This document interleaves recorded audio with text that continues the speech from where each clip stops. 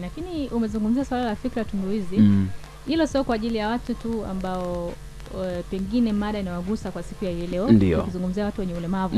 Lakini pia hata vijana wengi wamekuwa wakikaa mtaani. Wamekuwa wakikaa kwenye sehemu za pool table, ila hapo kwenye pool table unanikumbusha bosi wangu Kamata. Kamata anakuambia yani kati ya vitu ambavyo anapiga vita ni kuhusu vijana kukaa kwenye pool table mida ambayo ni ya kuwajibika. Yani ni mmoja kati ya mkurugenzi wangu au bosi wangu ambaye namkubali sana kwenye huo msimamo. Alex Kamata waga akisimamia hilo jambo. Anasimamia kweli. Yani anaisha kabisa kwamba yani anajinyima muda wake mwingine wa kuendesha shughuli zake zingine. Anasimamia hilo swala kutoa elimu kwa vijana kwamba hatupaswi kufanya kitu huu muda. Kuna kitu ambacho unaweza kufikiria hata ukikaa kwa peke yako, kuna kitu ambacho unaweza kufikiria kwamba kitu fulani mimi naweza nikakifanya. Au natamani nifanye kitu fulani. Basi unapokuwa unatamani kufanya kitu fulani au unapokuwa unakiona kitu fulani kama unaweza kukifanya, chukua hatua. Yani hapo mimi waga namshukuru sana, na ni mmoja kati ya mtu ambaye kanihamisha kunitoa sehemu moja na kuniweka katika sehemu nyingine. Kwenye hasi mkuja chanya. Hapo sasa. Sahihi kabisa usemalo. Lakini pia hiyo nimezungumza kwa maana ipi? Kwa sababu vijana wengi tumekuwa na uvivu fulani, tumekuwa tunachelewa kufanya maamuzi. Kwa hiyo anachotakiwa ni kwamba yeye kwamba awe tayari kwanza, ajitayarishe mwenyewe kwanza kuruhusu ile fikra ambayo inaweza ikamjenga kwa namna moja ama nyingine. Kwa hiyo kijana akikubali anaweza akavuka kutoka hasi kwenda kwenye chanya. Kwa ndo kile ambacho nakimaanisha usege mwaka. Kweli lazima imaanishe, maana maisha ambayo yapo saa hizi ni maisha ambayo hayahitaji ulele mama. Sawa? Ulele mama. Pia teknolojia pia imekuwa kwa kasi sana. Kwa hiyo vijana tukiangalia ama tukisubiria kila kitu tupewe na wazazi, jamii, serikali, tutakuwa tunajichelewesha kufikia kwenye malengo yetu. Jamii, serikali na wazazi pia. Ujue unapomzungumzia mzazi anafanya kazi kubwa sana. Kazi kubwa mno, ambapo kijana anapaswa au unasema kijana anapaswa kuikubali na kumunga mkono kwa namna moja ama nyingine. Lakini mbali na hapo tuache kudharau. Sawa? Tuache kudharau. Alafu pia tuwe na utayari. Unajua kuna ile ya kwamba sasa mimi mzazi ataniambia nini? Ama mimi mlezi ataniambia nini? Mzazi wangu ni wa zamani. Ni wa zamani, hayajui mambo. Unajua na wametulia. Sasa mimi kwa mfano kama ningekuwa namchukulia poa Alex Kamata kwamba sasa mimi Alex ataniambia nini? Kuna sehemu ambayo mimi nisingeweza kutoka. Lakini kutokana kwamba nilikuwa nakubali, kazungumza hiki, sawa, nitakifanyia kazi. Na alikuwa sio mtu yule kwamba sasa eti akikwambia mara moja basi anaishia pale pale. Hapana, yani ni kana kwamba nabeba lile swala kama ni la kwake. Anahakikisha kabisa kwamba kama hautotoka mazima basi kuna asilimia ambazo utakuwa umesalimika. Kwa hiyo ipo hivyo, msikilizaji wa Radio Sauti FM, ndio kwambie tu kwamba tunakutoa hasi kukupeleka chanya ndani ya harakati za vijana. Hiki ndicho kipindi chako pendwa kabisa ambacho unatamani ukisikie sana, lakini kijana ndio wimbo wetu kila leo, kila siku, kuhakikisha kabisa kwamba tunapambana na tunazidi kuelimishana na tunazidi kubadilishana mawazo kwa namna moja ama nyingine, maana sisi ndio taifa la sasa. Sawa, sisi ndio taifa la sasa. Kuna ujumbe hapo? Kuna ujumbe hapa anasema kwa kweli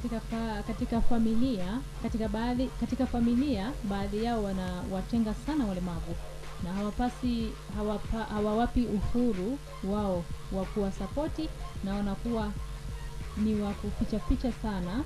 Na ujumbe wako umeshenjiani, lakini anasema na kuwafungia ndani. Jamani, tuwape kipaumbele cha kuwasapoti fani zao katika ndoto zao wanazozitaka. Huu ni kinaweza kutoka huko fani za Butongwa. Ameandika ujumbe wake hivyo. Lakini pia ujumbe mwingine anasema Sylvester Anatos kutoka pande za Mkuyuni. Yeye anasema jamani, tuwajali na kuwalinda walemavu. Asante sana. Ujumbe mwingine anasema mada ni nzuri hapo studio. Lakini pia amesema walemavu ni watu kama sisi, tuwashirikishe katika kila jambo. Asante sana kwa ujumbe huo. Nadhani tumeweza kumaliza katika upande wa ujumbe namna hiyo. Msogea mwaka. Tumeweza kumaliza namna hiyo. Ujumbe ndio umetamatikia hapo. Na msikilizaji, ikiwa ndio kwanza ni saa 4 na dakika ya 18 kwa majira haya ya Afrika ya Mashariki, ipo hivyo. Lakini Kikubwa ambacho tulikuwa tukikiangazia hapa ni kuhusiana na familia pamoja na jamii. Hivi vitu viwili. Unajua kitu kinaanzia kwanza kwenye familia.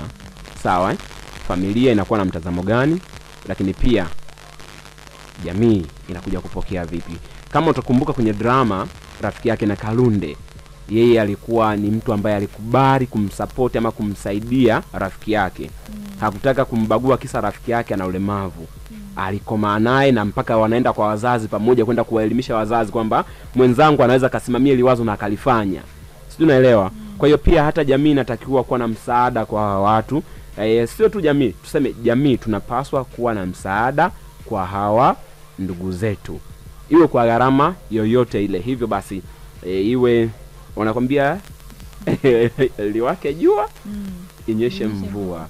Lazima tukubali kwamba tunapaswa kuunga mkono kwa namna moja ama nyingine. Lakini usage mwaka pengine tumezungumzia jamii na fursa mtu mwenye ulemavu, lakini ipi nafasi ya kijana? Nafasi ya kijana? Ipi nafasi ya kijana kwenye kuhakikisha kwamba jamii ndio inampa fursa mtu mwenye ulemavu? Nilikuwa najaribu kuangalia ndio nafasi ya kijana ni ipi katika kuhakikisha kwamba jamii inamtunza ama inampa fursa mtu mwenye ulemavu. Cha kwanza, kijana kama tunavyojua vijana ni watu wenye nguvu. Kijana unatakiwa kwanza kutoa elimu kwa jamii yako. Ukiona jamii haimthamini mtu mwenye ulemavu, wewe binafsi unatakiwa kuchukua hatua kutoa elimu katika jamii ili tu jamii iweze kupata ufahamu kuhusu umuhimu wa kuwapa watu wenye ulemavu. Lakini cha pili, kijana ukiona hali hiyo inaendelea katika jamii, unatakiwa uwashirikishe dawati la kijinsia. Ndio, ni kweli. Kwamba kuna hao watu labda mtu fulani anaonewa, mtu fulani anaonewa kutokana na ulemavu wake. Ndio. Kijana ukifanya hivyo utakuwa umemsaidia kijana mwenzio au umemsaidia mtoto au umemsaidia mzee fulani. Mzee fulani kwa namna moja ama nyingine ambaye yeye ana ulemavu. Ndio. Kijana unatakiwa kuzingatia mambo mawili. Kutoa elimu kwa jamii kwa maana ya kwamba wajue umuhimu wa mtu ambaye ana ulemavu. Ni kweli. Kwa sababu yeye ni binadamu kama sisi, lakini pia ndio kuwashirikisha dawati la kijinsia ili kutatua changamoto mapema. Sio tu kutatua changamoto, yani mapema. Na ni kweli unalotokisema kwamba jamii inapaswa kufahamu, lakini pia changamoto kutatuliwa mapema, si ndivyo? Sawa.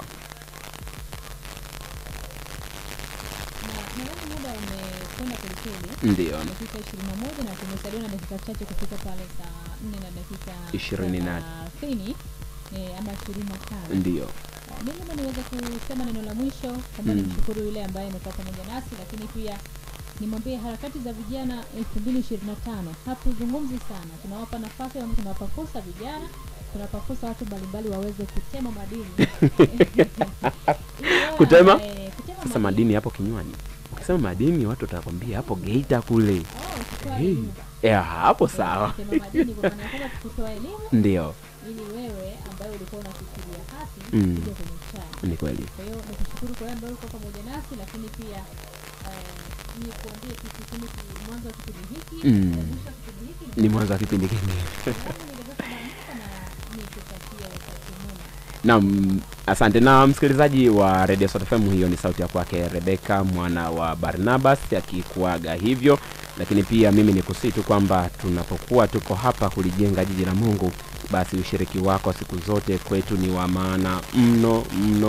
Hivyo ni kuombe msikilizaji wa Radio Sauti FM kwamba endelea kufuatilia matangazo yanayotoka hapa 96.1 Radio Sauti FM kutoka hapa Malimbe, Mwanza, Tanzania. Na mada yetu kwa leo ilikuwa ni jamii inampa fursa mtu mwenye ulemavu. Ilikuwa kwa njia kama ya swali.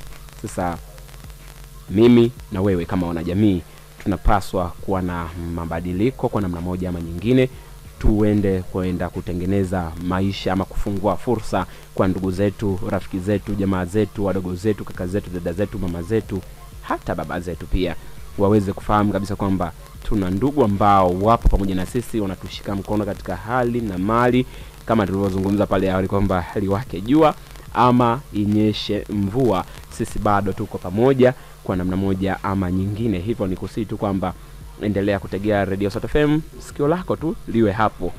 Na radio yako ka sauti kikiwa kwa juu kidogo hivi, usitake kufungulia sauti ya juu sana, utakuwa unaharibu, bali sauti iwe ya wastani kabisa, ili basi hata jirani yako asikie kinachoendelea. Lakini kubwa kuliko mashabaha yetu ni kukuhabarisha, kukuelimisha na kukuburudisha. Nikushukuru sana tokea pale ilipo timu saa 3:15 mpaka hivi sasa ni saa 4:24 kwa saa za Afrika ya Mashariki. Mimi sina la ziada kutoka hapa 96.1 Radio Star FM, lakini kubwa kuliko ambacho nakuacha nacho ni kwamba swali kabla hujaswaliwa na sali kabla hujasaliwa, maana wakati wetu wa kuishi ulimwenguni ni kidogo mno. Kwa heri, saa 4:30 tafakari ya neno la Mungu. Endelea kubaki nasi.